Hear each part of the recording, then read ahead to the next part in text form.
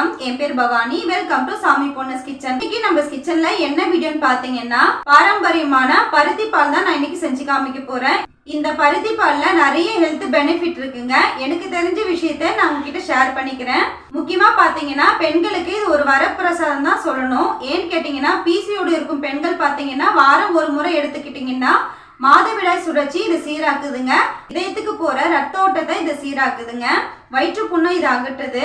மார்பு சளியில கஷ்டப்படுறீங்களா, பருத்திப்பால் வாரம் ஒரு முறை எடுத்துக்கோங்க. அது மட்டும் இல்ல, மழை காலத்துல அடிக்கடிக்கு இதை செஞ்சு சாப்பிடுங்க, சளி பிடிக்காது. வீடியோக்குள்ள போறதுக்கு முன்னாடி நம்ம சேனல் சுவாமி பொன்னஸ் கிச்சன் சப்ஸ்கிரைப் பண்ணிக்கோங்க. கூடவே இருக்க பெல் சிம்பிளையும் கிளிக் பண்ணிக்கோங்க. இப்போ வாங்க வீடியோக்குள்ள போலாம். ஃபர்ஸ்ட் இந்த ரெசிபி பண்ணுறதுக்கு 2 கப் பருத்தி விதை எடுத்துக்கோங்க. நான் பஞ்சு இல்லாத பருத்தி விதை தான் வாங்கியிருக்கேன். நீங்கள் நாட்டு மருந்து கடையில் பருத்தி பால் எடுக்கிறதுன்னு கேட்டிங்கன்னா அவங்க கொடுப்பாங்க. ஆன்லைன்லேயும் அவைலபிளாக இருக்குது, நீங்கள் பார்த்து வாங்கிக்கோங்க. பஞ்சோடு கிடைச்சாலும் செய்யலாம். இப்போ பார்த்தீங்கன்னா ஒரு 3 டைம் வாஷ் பண்ணிக்கோங்க. இதை ஊற வைக்கிறதுக்காக இது முழுகிற அளவுக்கு தண்ணி சேர்த்துக்கோங்க.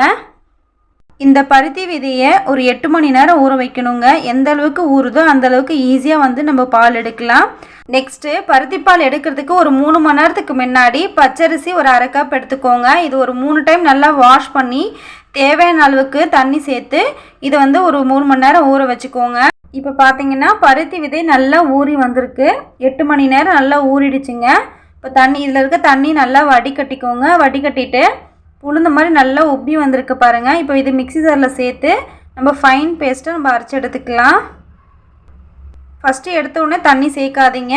முதல்ல குறைன்னு அரைச்சி எடுத்துக்கோங்க. அதுக்கு அடுத்தது நம்ம தண்ணி சேர்த்துக்கலாம்.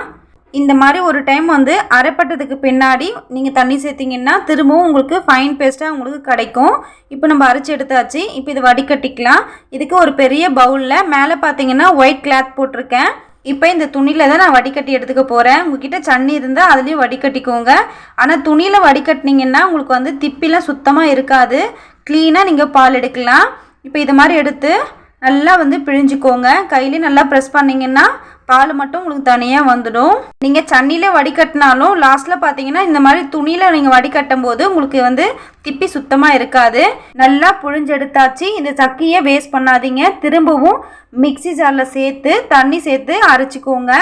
இதே ஸ்டெப்பில் ஒரு 3 டைம் நம்ம பால் எடுத்துக்கலாம். அது போதும். இந்த பால் கலெக்ட் பண்ணுறதுக்கு ஒரு பெரிய பாத்திரமாக வச்சுக்கோங்க. அப்போ தான் பிழியறதுக்கு ஈஸியாக இருக்கும். பால் கலெக்ட் ஆகும். 3 டைம் பருத்தி பால் எடுத்தாச்சு. நம்ம தேங்காய் பால் எப்படி எடுப்போமோ அதே மெத்தடு தாங்க இதுக்கும். இப்போ பெரிய பவுல் அளவுக்கு நம்மளுக்கு பால் கிடச்சிருக்கு. இந்த திப்பியை வேஸ்ட் பண்ணாதீங்க. பசுமாடு இருந்தால் அந்த கஞ்சியில் சேர்த்துக்கோங்க. இப்போ திரும்பவும் இது ஒரு டைம் இந்த பாலை வடிகட்டிக்கலாம். இதுக்கு ஒரு பெரிய பவுல் கீழே வச்சுக்கோங்க. மேலே காட்டன் துணியில் இந்த பாலை சேர்த்து இந்த மாதிரி வடிகட்டிக்கோங்க. இது ஒரு ஓரமாக இருக்கட்டும். நெக்ஸ்ட்டு பச்சரிசியை நல்லா ஊறிடுச்சு. இப்போ இதுவும் ஒரு மிக்ஸி ஜாரில் சேர்த்து ஃபைன் பேஸ்ட்டை அரைச்சி எடுத்துக்கோங்க. ஒரு 1/2 டம்ளர் தண்ணி சேர்த்து இந்த மாதிரி அரைச்சி தனியாக ஒரு பவுலில் வச்சுக்கோங்க. இதோட பக்குவம் பார்த்தீங்கன்னா ஸ்மூத் பேஸ்ட்டாக அரைச்சி வச்சுக்கோங்க. இப்போ நம்ம பருத்தி பால் காய்ச்ச ஆரம்பிச்சிடலாம். இதுக்கு அடிகனமான பாத்திரம் எடுத்துக்கோங்க. நான் ஒரு பெரிய கடாய் தான் எடுத்திருக்கேன். இதில் பருத்தி பாலை சேர்த்துக்கோங்க. அடுப்பு பார்த்தீங்கன்னா மீடியம் ஃப்ளேமில் வச்சுக்கோங்க. ஹையில் வச்சிங்கன்னா பால் திரிஞ்சிடும். இதில் சின்ன சின்ன விஷயங்களை நம்ம கரெக்டாக ஃபாலோ பண்ணாதான் பால் தெரியாமல் நம்ம சூப்பராக ரெடி பண்ண முடியும். இந்த பருத்தி பாலோட பச்சை வாசனை போகிற அளவுக்கு கிட்டத்தட்ட ஒரு 20 நிமிஷம் நான் அடுப்பை மீடியம் ஃப்ளேமில் வச்சு குக் பண்ணிக்கோங்க. இந்த மாதிரி கைவிடாத கலரி விட்டுக்கிட்டே இருக்கணும் 20 நிமிஷத்துக்கு. இந்த பருத்தி பாலை காய்ச்சும் போது சைட் பையில் வெள்ளத்தை நம்ம காய்ச்ச ஆரம்பிச்சிடலாம். இதுக்கு 1 கப் அளவுக்கு வெள்ளம் எடுத்துக்கோங்க. நான் பாகு வெள்ளம் தான் எடுத்திருக்கேன். கிராம் வைஸில் பார்த்தீங்கன்னா 250 கிராம் எடுத்திருக்கேன். 2 கப் பருத்தி விதைக்கு 1 கப் வெல்லம் எடுத்திருக்கேன். உங்களுக்கு டேஸ்ட்டுக்கு ஏற்ற மாதிரி கூட்டியோ குறைச்சியோ சேர்த்துக்கோங்க. தண்ணியோட அளவு பார்த்தீங்கன்னா 1 கப் வெல்லத்துக்கு நான் 2 கப் தண்ணி சேர்த்துருக்கேன். சேர்த்து அடுப்பில் ஒரு 5 நிமிஷம் நல்லா வெல்லம் கரையிற அளவுக்கு இந்த மாதிரி காய்ச்சிக்கோங்க. இதுக்கு கம்பி பதெல்லாம் எதுவும் தேவையில்லை. வெல்லம் மட்டும் கரைஞ்சால் மட்டும் போதும். நம்ம சேர்த்த வெல்லம் எல்லாம் நல்லா கரைஞ்சிடுச்சு. இப்போ பார்த்தீங்கன்னா அடுப்பு ஆஃப் பண்ணிக்கோங்க. இது ஒரு 5 நிமிஷம் நல்லா ஆறட்டும். இப்போ வெள்ளைப்பாக ரெடி பண்ணியாச்சு. இந்த சைட் பார்த்தீங்கன்னா 20 நிமிஷம் நல்லா கொதிக்க விட்டாச்சுங்க. கலர் நல்லா கொஞ்சம் லைட்டாக எல்லோஷாக வந்திருக்கு பார்த்தீங்களா. பச்சை வாசனையும் போயிடுச்சு. இந்த ஸ்டேஜில் நம்ம அரிசி மாவை சேர்த்துக்கலாம். இது சேர்க்கும் போது அடுப்பு சிம்மில் வச்சு சேர்த்துக்கோங்க. உடனே அடிப்பிடிச்சிடும். இப்போ பார்த்தீங்கன்னா கைவிடாத இதை ஒரு 10 நிமிஷம் கலரி விடுங்க. இந்த அரிசி மாவை சேர்க்கும் போது நல்லா கெட்டியாக ஆகிடுங்க. பார்த்தாலே தெரியுதா எவ்வளோ கொழப்பாக இருக்குன்ட்டு. இந்த பருத்திப்பால் இன்னும் கூடுதலாக சுவை கொடுக்கறதுக்காக ஒரு மசாலா ஒன்று ரெடி பண்ணி எடுத்துக்கலாம். 1/2 ஸ்பூன் மிளகு, ஒரு சின்ன துண்டு சுக்கு, திப்பிலி சின்ன பீஸாக வச்சுக்கோங்க.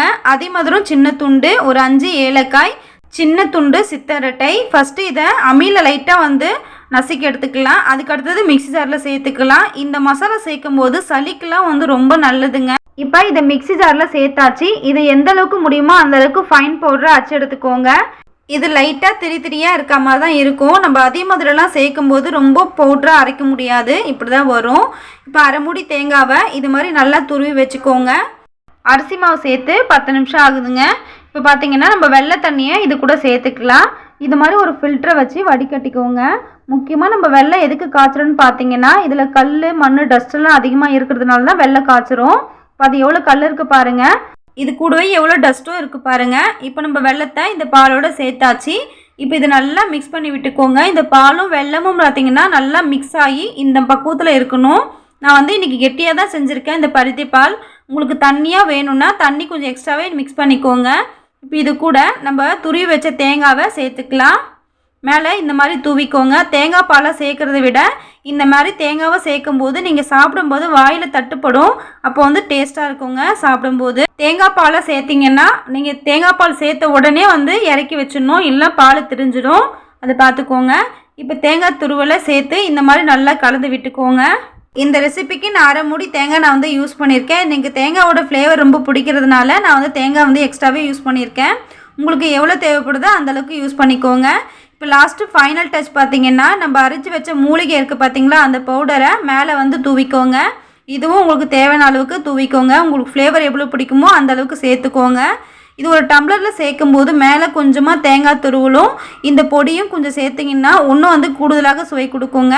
சூப்பரான டேஸ்ட்டில் உடலுக்கு அபார வலிமை கொடுக்கும் பருத்தி பால் ரெடி. கண்டிப்பாக பெண்கள் பார்த்திங்கன்னா இது எடுத்துக்கோங்க. 90% பிரச்சனையை இது சரி செய்யுதுங்க இந்த பருத்தி பால். பெண் குழந்தைக்கும் இதை செஞ்சு கொடுங்க. ரொம்ப சின்ன பசங்களுக்கு இது கொடுக்க வேண்டாம். ஓகே ஃப்ரெண்ட்ஸ், நம்ம சேனல் சுவாமி பொண்ணுஸ் கிச்சன் சப்ஸ்கிரைப் பண்ணிக்கோங்க. கூடவே இருக்க பெல் சிம்லையும் கிளிக் பண்ணிக்கோங்க. லைக் பண்ணுங்கள், ஷேர் பண்ணுங்கள். இந்த வீடியோ எப்படி இருந்துச்சுன்னு கமெண்ட் செக்ஷனில் கமெண்ட் பண்ணுங்கள். நீங்கள் வீடியோ பார்க்குறீங்க ஆனால் சப்ஸ்கிரைப் பண்ண மாட்டேன்றீங்க. ப்ளீஸ் சப்ஸ்கிரைப் பண்ணிவிட்டு வீடியோ பாருங்கள். ஓகே ஃப்ரெண்ட்ஸ், தேங்க்யூ, டாடா, பாய்.